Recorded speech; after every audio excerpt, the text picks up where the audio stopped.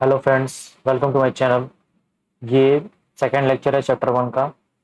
और इसमें जो रिमेनिंग टॉपिक्स है वो हम कवर करेंगे।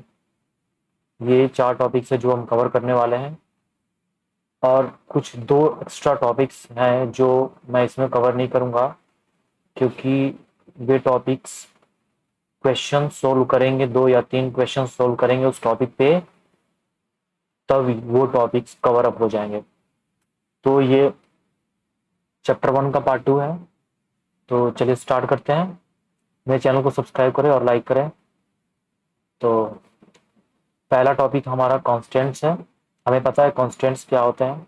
कॉन्स्टेंट मीन्स एक फिक्स्ड नंबर जो जिसका वैल्यू चेंज नहीं हो सकता, वो कॉन्स्टेंट होता है।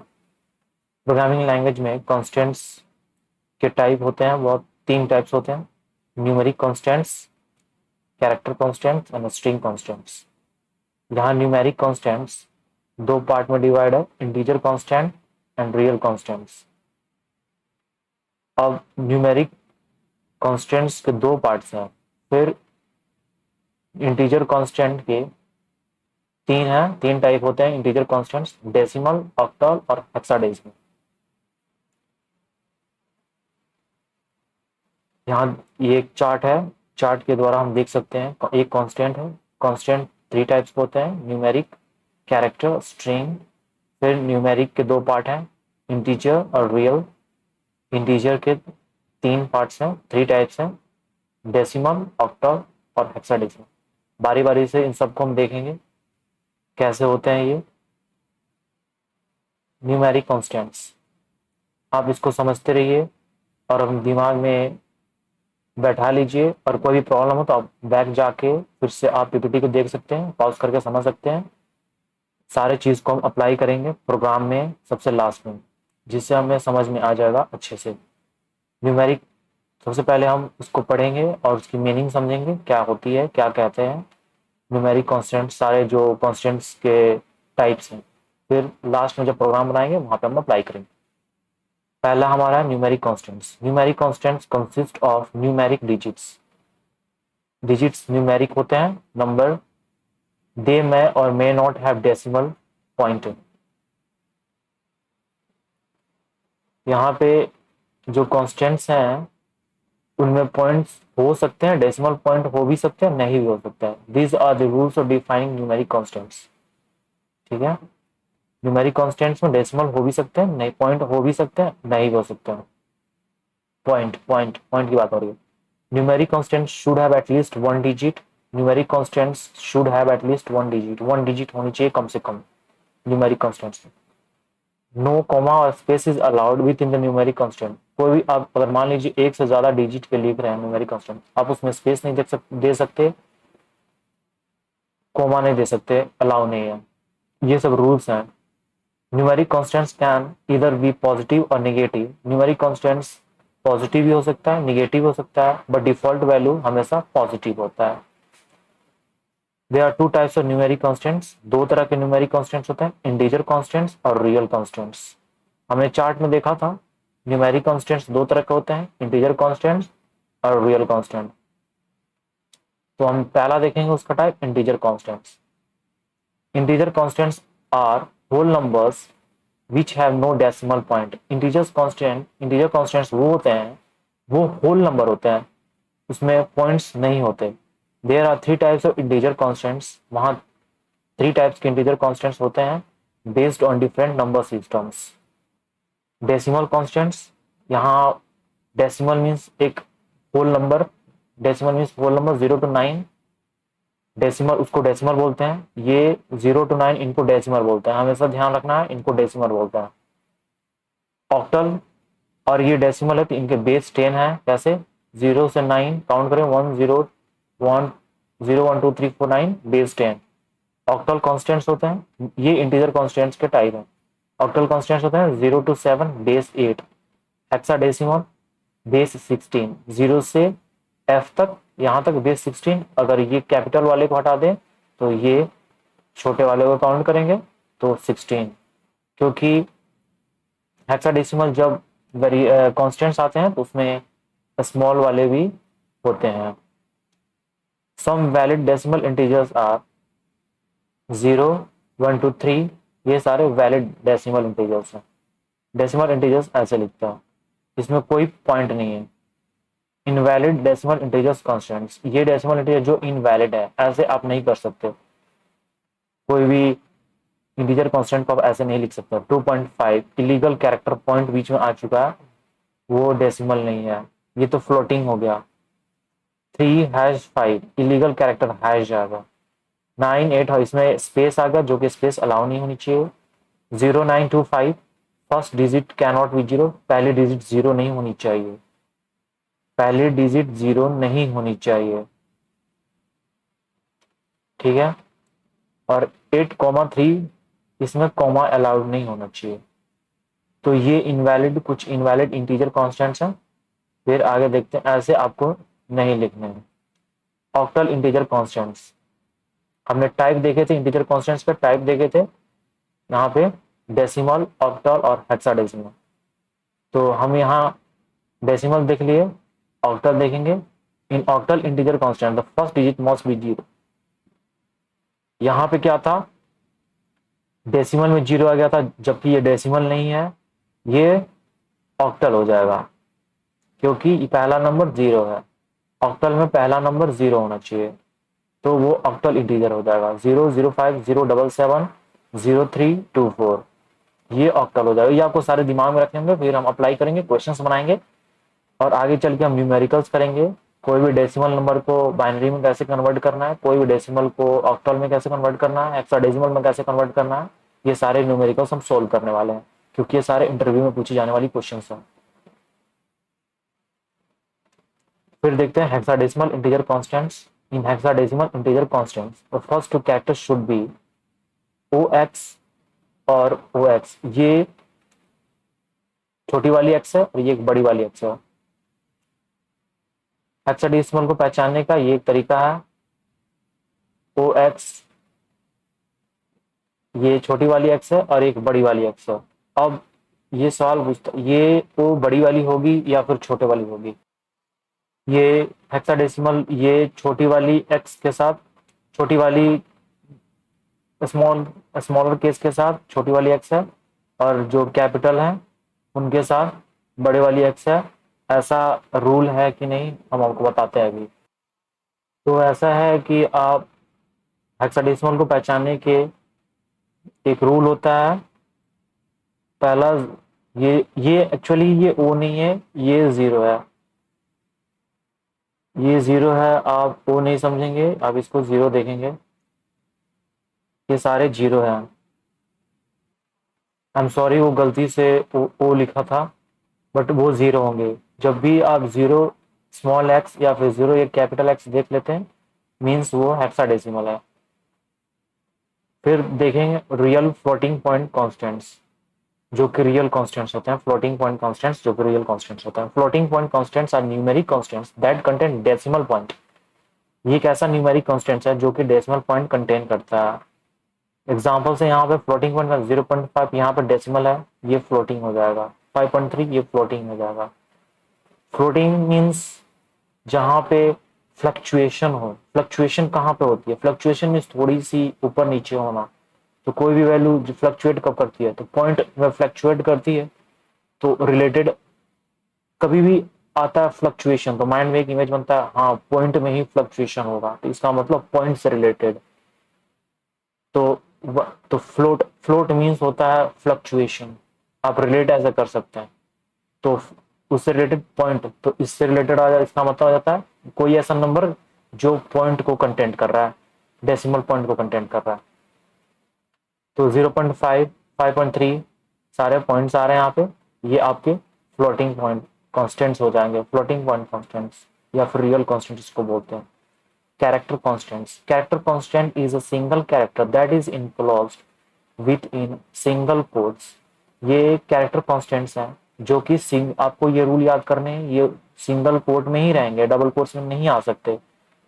कोई भी कैरेक्टर को सिंगल कोट में ही रखते हैं, डबल कोट्स में नहीं आ सकते। सम इनवैलिड कैरेक्टर कॉन्स्टेंट्स, ये इनवैलिड है सारे, ऐसे आप नहीं करेंगे। 4 ये कैरेक्टर हमेशा एक सिंगल कैरेक्टर का होता है, यदि एक से ज्यादा नहीं होगा। यहाँ पे तो 4 हैं जो कि अलाउ नहीं है, ये कैरेक्टर नहीं हो सकता। यहाँ पे देखिए, यहाँ डबल कोट में ये एक तो है कैरेक्टर, बट यहाँ डबल कोट में है, तो ये डबल कोट में अलाउ नहीं रख सकते, सिंगल कोट में रहना। यहाँ सिंगल कोट है बट यहाँ कुछ है नहीं, तो ये कैरेक्टर है ही नहीं इसमें। ये वाई कैरेक्टर तो है बट ये सिंगल कोट में नहीं है, तो ये सिंगल कोट मिस कर रहा है, तो ये इनवैलिड तरीके से ऐसे आप नहीं कैरेक्टर को लिख सकते। Every character constant has a unique integer value associated with it. सारे जो कैरेक्टर कॉन्स्टेंट्स है उनका अपना एक यूनिक इंटीजर वैल्यू होता है, एसोसिएट करता है उनसे। जो सारे कैरेक्टर कॉन्स्टेंट्स है जैसे ए बी सी डी और capital A B C D, ये सारे जो हैं इनके अपने एक एक एक वैल्यू होल्ड करते हैं, एक इंटीजर होल्ड करते हैं। This integer is the numeric value of the character in the machine character code. If the machine is using ASCII American standard code for information interchange the character, अगर ये machine ASCII use कर रहा है तो character, मैंने क्या बोला, जो हर एक कैरेक्टर के पास अपना एक इंटीजर होता है, तो कैरेक्टर जी के पास 71 है और एस के पास 53 है। ये हम आपको some ASCII values are A to Z 65 से 90। अगर इसका कैरेक्टर प्रिंट करेंगे तो A B C D print हो, ए से जेड तक प्रिंट हो जाएगा कैपिटल में। अगर इनके कैरेक्टर हम प्रिंट करें तो ए से जेड प्रिंट हो जाएगा स्मॉल में, और 48 से 57 ये होल्ड करता है 0 to 9।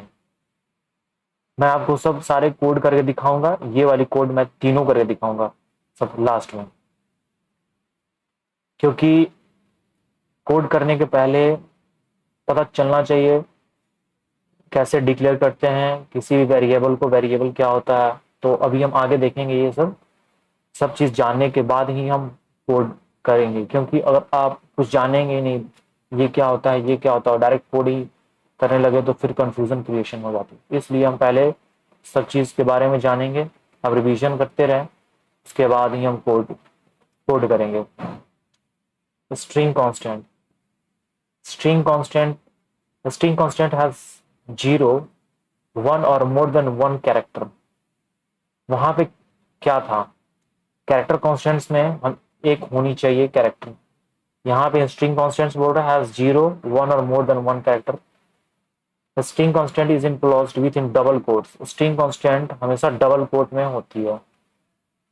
और वहां पे देखिए, यहाँ पे ये कैरेक्टर कांस्टेंट्स हमने पढ़े थे, ये कैरेक्टर नहीं है क्योंकि ये एक से ज्यादा है, ठीक है। ये आप देखें तो ये एक कैरेक्टर नहीं है, ये एक स्ट्रिंग है, क्योंकि ये डबल कोट में है। और स्ट्रिंग कहता है कि एक कैरेक्टर भी होनी चाहिए, दो भी होनी चाहिए और एक से ज्यादा भी होनी चाहिए। has 0, 1 or more than one character. A string constantly closed within double. At the end of the string, backward slash 0 is automatically. जब भी प्रोग्राम होता है स्ट्रिंग को हम एंटर करते हैं या फिर स्ट्रिंग को प्रिंट करते हैं, तो मशीन को स्ट्रिंग के एंड पे ऑटोमेटिकली 0 प्लेस करना पड़ता है, बैकवर्ड स्लैश 0, क्योंकि पता चल जाता है कि वो एंड पोजीशन है स्ट्रिंग की, वो एंड पोजीशन है, इसलिए ये दर्शाता है एंड पोजीशन को, मतलब इसके बाद कुछ भी नहीं है, ये एंड पोजीशन है, एंड पे ये रहता है। Some examples of the string constants है, स्ट्रिंग्स को क्या बोलते हैं, डबल, ये एक 0 भी हो सकता है, 1 और 2 भी हो सकता है, एक से ज्यादा भी हो सकता है। तो एक से ज्यादा है, डबल कोट में है, डबल कोट्स में रखेंगे स्ट्रिंग को हमेशा, कैरेक्टर को हमेशा सिंगल कोट में रखेंगे। यहाँ देखिए ये भी स्ट्रिंग है डबल कोट में, ये भी एक स्ट्रिंग है डबल कोट में, ये भी एक स्ट्रिंग है डबल कोट में। डबल कोट में कुछ भी आ जाए वो स्ट्रिंग है।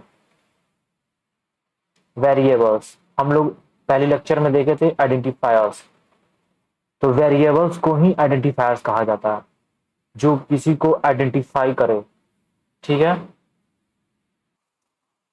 तो वेरिएबल्स ही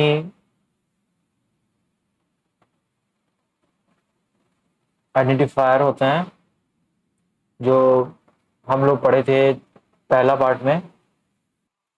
हम डेफिनेशन पढ़ के ये देख लेते हैं वेरिएबल्स क्या होते हैं। Variable is a name that can be used to store values, ठीक है। वेरिएबल एक नेम होता है जो यूजर द्वारा क्रिएट किया जाता है वो किसी भी वैल्यू को स्टोर करने के लिए यूज करते हैं। जैसे एक तरह से ये कंटेनर के जैसे होता है, जो कंटेनर होते हैं ना, कोई भी चीज को स्टोर करते हैं, वैसे एक वेरिएबल उस कंटेनर की तरह बिहेव करता है जो कि वैल्यू को स्टोर करता है अपने आप में।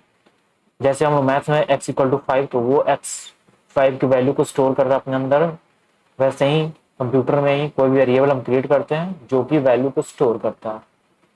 Variables can take different values but one at a time. Variable अलग अलग वैल्यू ले सकते हैं बट एक टाइम में एक बार ही। These values can be change during execution of the program. आप वैल्यू को चेंज कर सकते हैं। जैसे आप a इक्वल टू 5 सेट किए, ए यहाँ पे वेरिएबल है 5 जो कि 5 कंटेन कर रहा है, होल्ड कर रहा है, और आप a इक्वल टू 6 किए उसके बाद, लेकिन आप जब प्रिंट करेंगे तो a इक्वल टू 6 प्रिंट होगा, 5 को रिप्लेस कर देगा, क्योंकि जो लास्ट में जो जो करंट रहता है उसको कंसिडर किया जाता है। These values can be changed during execution of the program. A data type is associated with each variable. हर एक वेरिएबल के साथ डेटा टाइप रहता है। मैंने लास्ट वीडियो में दिखाया था, जैसे कोई भी इंटीजर वैल्यू को लिखने के पहले जो वेरिएबल डिक्लेयर करते हैं, int int num equal to int age equal to 35, तो इंट वहां पे जो डेटा टाइप है वो ये बताता है कि जो वैल्यू है वो इंटीजर टाइप का है। ठीक है। The data type of the variable decides what value it can take. जो डेटा टाइप होता है वो डिसाइड करता है कि क्या वैल्यू उसमें, इंट रहेगा तो इंटीजर स्टोर करेंगे, फ्लोट रहेगा तो फ्लोट करेंगे। हमारे वर्ड्स जो मैं बोल रहा हूँ उस पर कृपया ध्यान दें। जो इंट डेटा टाइप रहेगा तो उसमें वेरिएबल स्टोर करेंगे, वैल्यू स्टोर करेंगे, डेटा इंट ही, इंटीजर ही, फ्लोट नहीं करेंगे। जो फ्लोट रहेगा उसमें फ्लोट ही स्टोर करेंगे, कैर रहेगा कैर करेंगे, ना कि string. The rules for naming variables are same as that for naming identifiers. दोनों का रूल सेम होता है, इसलिए आइडेंटिफायर को नेमिंग करना, आइडेंटिफायर्स का रूल और वेरिएबल का रूल सेम, इसलिए दोनों लगभग सेम है। डिक्लेरेशन ऑफ वेरिएबल्स, वेरिएबल्स को कैसे डिक्लेयर करते हैं। ठीक है। तो यहाँ पे एक पिछले लास्ट पीपीटी में एक आया था एक word, these values can be data type is associated with each value. A data type is associated with each value।